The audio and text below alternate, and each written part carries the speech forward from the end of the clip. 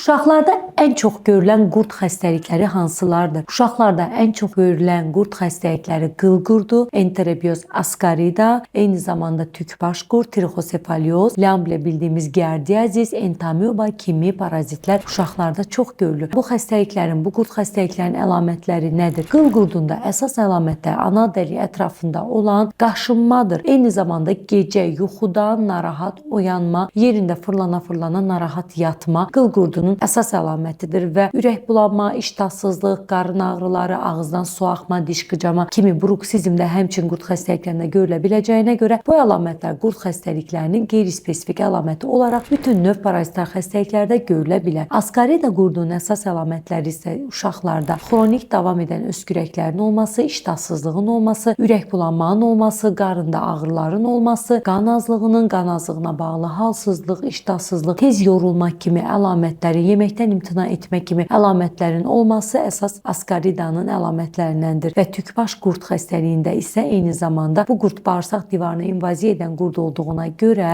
yapışan qurd olduğuna görə qan azlığı, halsızlıq, iştahsızlıq, yeməməzlik, qarında ağrı, yorğunluq, ürək bulanma şikayətləri, kilo itirmə şikayətləri tükbaş qurdda görülə bilir. Bəs lambliyada əsas əlamətlər nədir? Şiddətli tutan qarın ağrılarıdır və eyni zamanda yağlı, nəcis lambliyanın əsas əlamətidir və yeməkdən imtina etmə, halsızlıq, iştahsızlıq, yorğunluq, kilo itirmə və uşağın yeməyin davamlı ağızda tutulması, dəridə bəzi hallarda səpkilərin görülməsi lambliyada ola bilər və bəzi digər parazitlərdə hətta qanlı nəcis ola bilər. Entamoeba histolitika kimi ibtidailər tərəfindən törədilən parazitar xəstəliklərdə qanlı ishal ola bilər. Amoebiazis kimi kramp tərzi, gücənmələr, qarın şiddətli ağrılar və uşağın bayıra qanlı getməsi qurd xəstəliklərində görülə biləcəyinə görə bu əlamətlərin varlığına mütləq həkimə müraciət etməlisiniz. Sadə nəcis analizi vasitəsilə uşaqda qurd olmadığını dəqiqləşdirdikdən sonra 3 günlük, maksimum 7 günlük müalicə kursu vasitəsilə qurddan tamamilə azad ola bilərsiniz.